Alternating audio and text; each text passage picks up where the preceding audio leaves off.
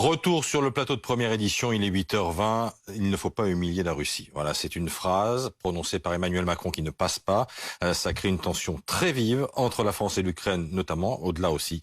Que faut-il comprendre? C'est le thème de Focus Première ce matin.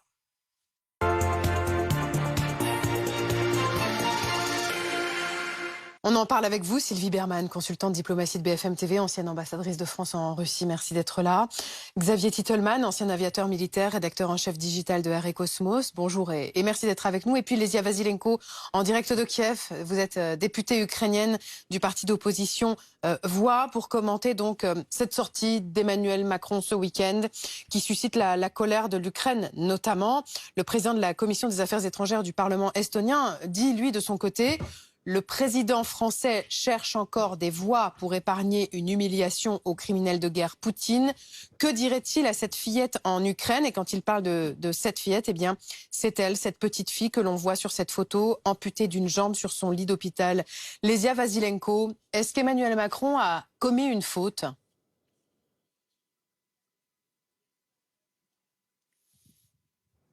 Mais bien sûr que si, il doit l'admettre, parce que c'est un jeu dangereux d'essayer d'apaiser des tyrans et des dictateurs.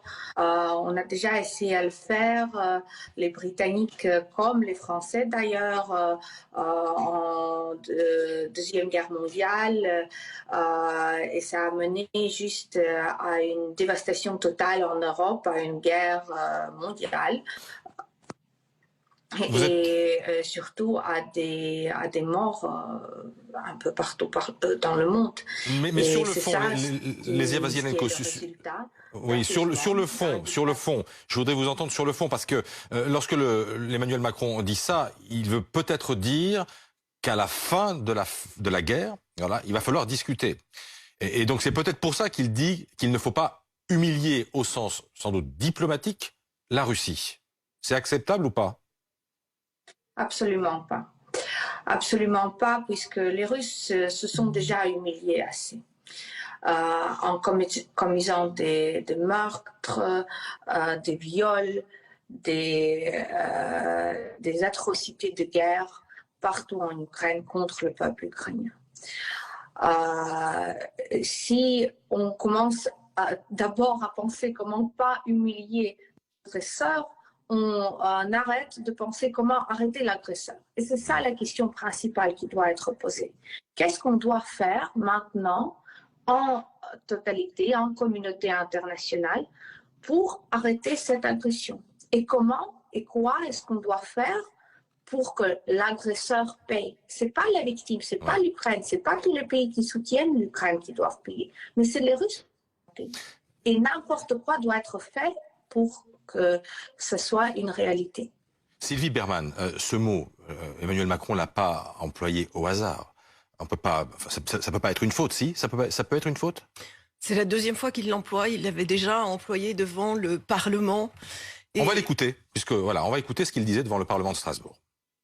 Quand la paix reviendra sur le sol européen, nous devrons en construire les nouveaux équilibres de sécurité et nous devrons ne jamais céder à la tentation, ni de l'humiliation, ni de l'esprit de revanche. Car ils ont déjà trop, par le passé, ravagé les chemins de la paix. Il pense à l'histoire, non? Il pense à 1919. Alors, il s'inscrit à la fois dans une perspective historique et une perspective d'avenir. C'est la perspective historique, c'est effectivement l'humiliation de l'Allemagne au traité de Versailles, et du coup une revanche bien plus violente. Et d'autre part, il s'inscrit dans le long terme, qui est celui de la diplomatie, et pour permettre le moment venu d'avoir un accord. C'est normal que les Ukrainiens ne puissent pas entendre ça. Mais est-ce que ça vient pas trop tôt? Est-ce qu'il n'aurait pas pu dire il faut continuer à discuter avec la Russie? Oui, je pense que autant c'est compréhensible devant le Parlement européen parce que c'était un grand discours et c'était un discours conceptuel. Mais c'est vrai que c'est sûrement contre-productif de le répéter aujourd'hui parce que ça ne peut pas être admis ou compris. Et de toute façon, bien évidemment qu'il y aura un jour un accord de paix, mais on ne sait pas à quel terme. Pour le moment, c'est les armes qui parlent sur le terrain. Est-ce qu'au fond, quand il dit ça, il ne s'adresse pas plutôt à la Russie plutôt qu'à l'Ukraine? C'est-à-dire, Emmanuel Macron, il a essayé de faire le médiateur dans cette guerre. Est-ce que ce n'est pas une façon de maintenir le lien avec Vladimir Poutine. Et le lien, il l'a maintenu, mais encore une fois, on peut pas demander, enfin, on peut demander aux Russes, effectivement, de se retirer immédiatement d'Ukraine. On sait très bien qu'ils ne vont pas le faire. On peut leur demander de revenir à la table de négociation. C'est pas leur intérêt aujourd'hui, parce qu'ils espèrent gagner sur le terrain. De même que les Ukrainiens n'ont aucun intérêt aujourd'hui à une négociation. Ce qu'ils veulent, c'est repousser la Russie, c'est avoir le maximum d'armes de la part des pays occidentaux. Bon, est-ce qu'on continue d'humilier la Russie, Xavier Titelman, en continuant à lui livrer des armes à l'Ukraine? De mon point de vue, on soutient simplement un pays qui se fait attaquer. Quand les Américains ont perdu au Vietnam, est-ce qu'ils ont été humiliés? Oui, mais c'était une humiliation militaire. Et de la même manière, quand les Soviétiques et les Américains, encore une fois, se sont retirés d'Afghanistan, c'était un échec, c'était une humiliation, mais ça n'a pas engendré plus de choses que cet échec militaire. Donc aujourd'hui, le fait de soutenir un allié qui est attaqué, c'est quelque chose qui se fait tout à fait normalement. Et de toute façon, l'autre option, c'est de laisser l'Ukraine se faire envahir et sa population se faire massacrer, comme on l'a vu à Boutcha et ailleurs. Donc aujourd'hui, moi personnellement, je la comprends pas en tant qu'ancien militaire, et quand j'en parle avec beaucoup de monde, cette humiliation, elle existera de toute façon si l'un des deux pays doit perdre cette guerre, et il y a forcément un des deux qui va le perdre. Est-ce qu'il y a un risque toujours de co-belligérance? Non, alors très clairement, par le passé, je reprends les exemples des précédents, au Vietnam, la Russie, l'Union soviétique soutenait massivement le Vietnam, les Américains étaient engagés en face, on n'a jamais considéré que la Russie était en guerre face à l'URSS. Et de la même manière, en Égypte par exemple, quand les Égyptiens avaient même des pilotes de chasse russes dans leurs avions, et on n'a toujours pas considéré qu'il y avait une co-belligérance de la part de la Russie et de l'URSS. Donc aujourd'hui, fournir des armes à un allié, ce n'est absolument pas une entrée en guerre de notre part. Il n'y a aucun soldat des pays alliés de l'Ukraine qui sont sur le terrain. Lesia Vasilenko, on a l'impression que les Ukrainiens, à cause de ça, en veulent beaucoup à Emmanuel Macron, et lui en veulent aussi parce qu'il n'est toujours pas venu à Kiev, alors que la présidence française de l'Union européenne se termine là, à la fin du mois.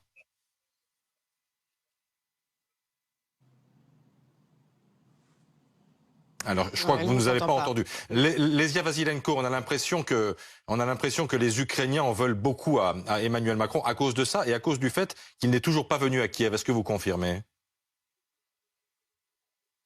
On invite toujours le président de la République française à venir à Kiev, de témoigner lui-même tous les crimes de guerre que la Russie a commis.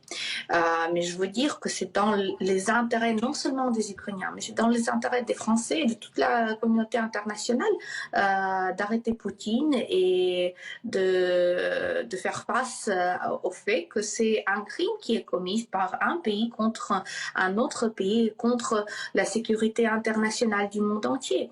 On ne discute pas avec les agresseurs, on ne discute pas, comme on ne discute pas avec les terroristes ou les tueurs.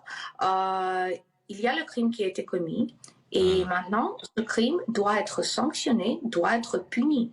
Et c'est comme ça que la prévention des crimes et des crimes internationaux surtout fonctionne. Et je pense que Emmanuel Macron sait ça très bien. Merci beaucoup à tous les trois d'avoir été en direct avec nous ce matin sur BFM TV. L'économie, Nicolas Dos.